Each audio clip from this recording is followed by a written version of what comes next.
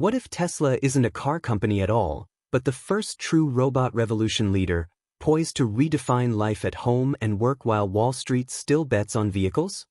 Robyn Denholm teases future breakthroughs in AI and robotics. Watch until the end to discover how Tesla plans to upend not just transportation, but everyday living over the next decade. Because, people always say that robots can do a lot, but they still can't fold laundry, for example.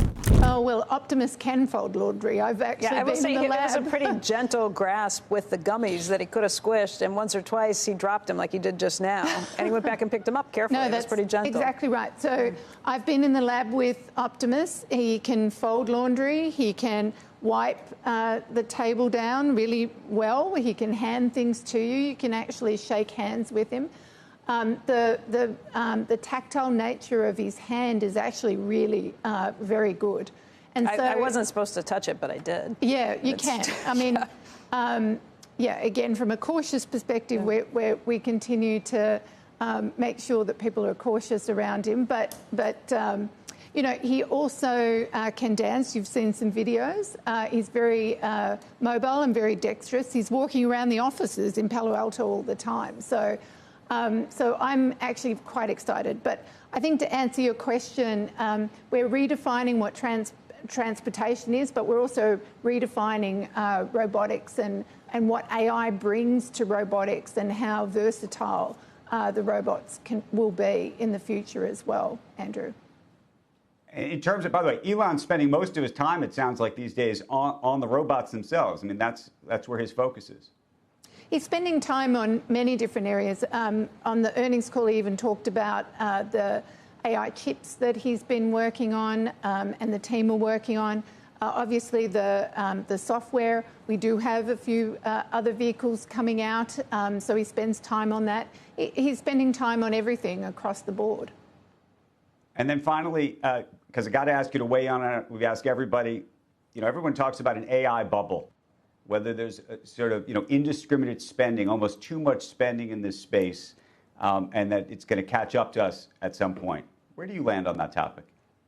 Yeah, my view is that the technology of AI is truly transformative, and it will continue to be over the next decade or more in terms of what it's done. I was thinking about this yesterday. If you think about 100 years ago, where most houses didn't have electricity or had cars in the driveways, that to me is what's happening at this point. It's we're changing transportation with AI, and we're changing the way households will work and how workplaces will work with robotics, and I think that's incredibly exciting. And Tesla aims to be at the forefront of that. Robyn, I want to thank you for joining us and for bringing Optimus with you, no less.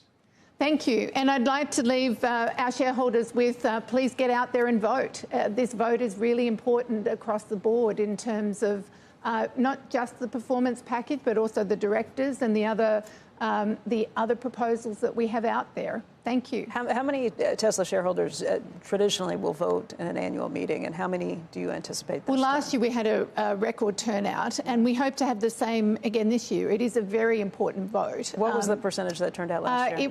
It was quite high. I can't remember exactly, but like one of the things, 75 or 80%. Well, don't forget we have a very unusual shareholder base in that we have over 30% that are retail shareholders, and so.